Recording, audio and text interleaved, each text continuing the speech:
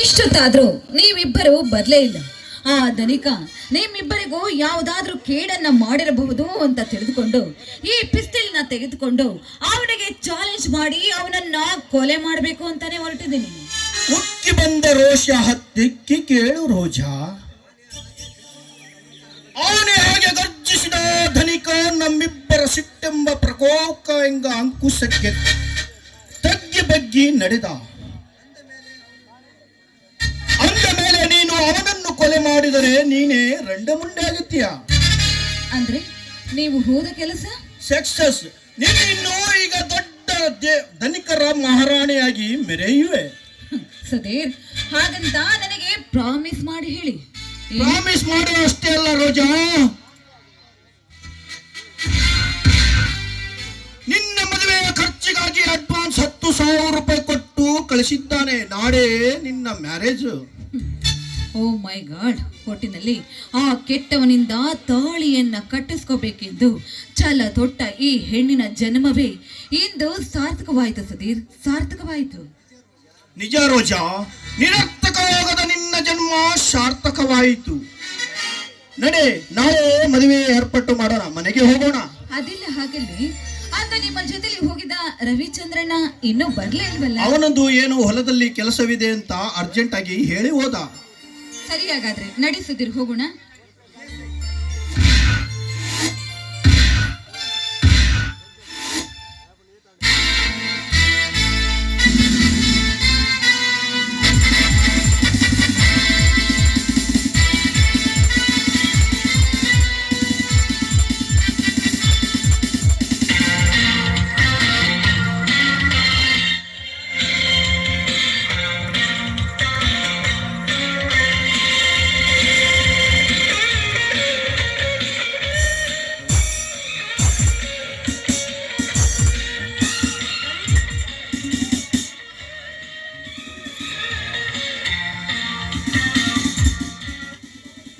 Mister Sudhir ಎಂಬಾತನ ಮನೆ ನಿನಗೆ ಗೊತ್ತು ತಾನೇ? ಯಾಕೆ ಸರ್? ನಿನ್ನ ಕಡೆ ಪರ್ಸನಲ್ ವಿಷಯವಾಗಿ ಮಾತಾಡೋದೈತಿ. ಹಾಗಾದರೆ ನಾನೇ ಸುಧೀರ್, ಏನು ಹೇಳಿ sir? Mister Sudhir, hands up. ಯಾಕೆ ಸರ್, ಕಾರಣವೇನು?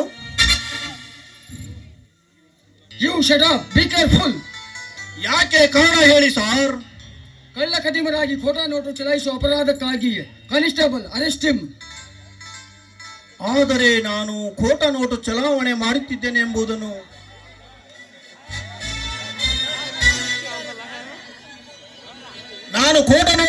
ಮಾಡುತ್ತೇನೆ ಎಂದು ನಿಮಗೆ ಯಾರು ಹೇಳಿದ್ದು ಸರ್? ಮೇಲಾಗಿ ನಾನು ಯಾರು ಎಂಬುದನ್ನು ಹೊರತೆ ನನ್ನ ಕೈಗಳಿಗೆ ಕೋಳ ಯಾಕೆ ಹಾಕುತ್ತಿದ್ದೀರಿ? ಖೋಟಾ ನೋಟು ಸೂಟ್ ಕೇಸಿನ ಸಾಕ್ಷಿಯಾಗಿ ನಿಂತಿರುವಾಗ ಮತ್ತೆ ಸಾಕ್ಷಿ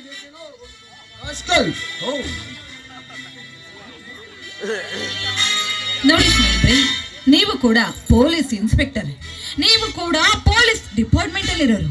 ನೀವು ರೀತಿ ಸರಿಯಾಗಿ ಚೆಕ್ ಮಾಡದೆ ಸಿಕ್ಕಂತೆ ಹೊಡೆಯುವುದು ನನಗೆ ಯಾಕೋ ಸರಿ ಕಾಣ್ತಿಲ್ಲ. ಅದು ಅಲ್ಲದೆ ನೀವು ತೊಟ್ಟಿರುವ ಈ ಬಟ್ಟೆಗೆ ಅದರ ಮಹಿಮೆಯನ್ನ ಅರ್ಥ ಮಾಡ್ಕೊಳ್ಳಿ. ಈ ಡಿಪಾರ್ಟ್ಮೆಂಟ್ ಅಲ್ಲಿ ನೀವು ಗರ್ತಿಯಾಗಿ ಬಾಳಿದ ನಿಜವಾಗಿದ್ರೆ ಈ ರೀತಿ ಕೆಟ್ಟ ದುರಂತಗಳು ನಡೆಯೋದಕ್ಕೆ ಜರುಗ್ತಾನೆ ಇರಲಿಲ್ಲ. ಮಿಸ್ಟರ್ ಬಾಯ್ ಅವರೇ, ಪೊಲೀಸ್ ಡಿಪಾರ್ಟ್ಮೆಂಟ್ ಅನ್ನು ದಾರಿಯಲ್ಲಿ ನಿಂದಿಸಿಕೊಂಡು ವಾದ ಮಾಡುವುದು ಸರಿಯಲ್ಲ. ಸರಿಯಾಗಾದ್ರೆ ಈ ಸೂಟ್ ಕೇಸ್ನಲ್ಲಿ ಕೋಟ ನೋಟ್ ಇದೆ ಅಂತ ಅದು ನಿಮಗೆ ಗೊತ್ತು? ಸೂಟ್ ಕೇಸಿನಲ್ಲಿ ಈ ಊರ ದೇವರಾಜ್ ಧನಿಕರ ಫೋನ್ ಬಂದಾಗ ಅವರನ್ನು ಪತ್ತೆ ಹಚ್ಚಿ ಜೈಲಿಗೆ ಎಳೆದುಕೊಂಡು ಹೋಗಲಾಗಿದೆ. ಸಾಹೇಬ್ರೆ, ನಿಮ್ಮ ಕೈಯಲ್ಲಿ ಕಾನೂನು ಇದೆ ಅಂತ ಅತಿಯಾಗಿ ವರ್ತಿಸಬೇಡಿ. ಯಾವ ಧನಿಕನೋ ನಿಮ್ಮ ಬಂದೆ ಬಂದು ಕಂಪ್ಲೇಂಟ್ ಕೊಟ್ಟಿದ್ದಾನೋ ಆ ಧನಿಕನೇ ಈ ಸೂಟ್ ಕೇಸ್ ಇವರ ಕೈಯಲ್ಲಿ ಕೊಟ್ಕೊಳಿಸಿರೋದು. ಮೊದಲು ಹೋಗಿ ಅವನನ್ನ ವಿಚಾರಿಸಿ, ಏಕೆಂದ್ರೆ ಇವರು ಅಂತವರಲ್ಲ, ಎಷ್ಟೇ ಆಗಲಿ ಇವರು ನ್ಯಾಯವಾದಿಗಳು.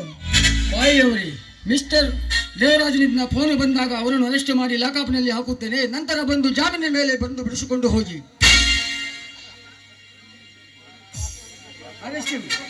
Constable arrest.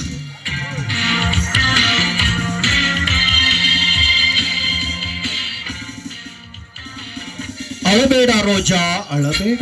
ಅಣ್ಣ, ಕಪಟಗಳ ಕಾಲ ಸರ್ಪದ ನಾಟಕ ನೋಡಿ ನಗಬೇಕಮ್ಮ, ನಗಬೇಕು. ನಾನು ಜೈಲಿನಿಂದ ಬರುವ ತನಕ ಧೈರ್ಯವಾಗಿ ತುಂಬಿಕೊಂಡು ನನ್ನ ಮನೆಯಲ್ಲೇ ಇದ್ದು ಬಿಡಮ್ಮ. ನೀನು ಹೊರಹುಟ್ಟಿದ ತಂಗಿ ಆಗದಿದ್ದರೂ ನನಗೆ ತಂಗಿಯಾಗಿ ನನ್ನ ಮನೆಗೆ ಬಂದಿರುವ ಅಂದ ಮೇಲೆ ಒಡಹುಟ್ಟಿದ ತಂಗಿಗಿಂತಲೂ ಹೆಚ್ಚಮ್ಮ ನೀನು, ಮೇಲಾಗಿ ನೀನು ಅನಾಥಳು, ನಾನು ಅನಾಥನು. ಅಂದ ಮೇಲೆ ಒಂದೇ ತಾಯಿಯ ಮಕ್ಕಳಾಗಿ ಬಾಳೋಣಮ್ಮ. ನಾ ಜೈಲಿನಿಂದ ಬರುವ ತನಕ ನೀ ಧೈರ್ಯ ತುಂಬಿಕೊಂಡು ಇರಮ್ಮ ತಂಗಿ. ನಾನಿನ್ನು ಬರುತ್ತೀನಮ್ಮ.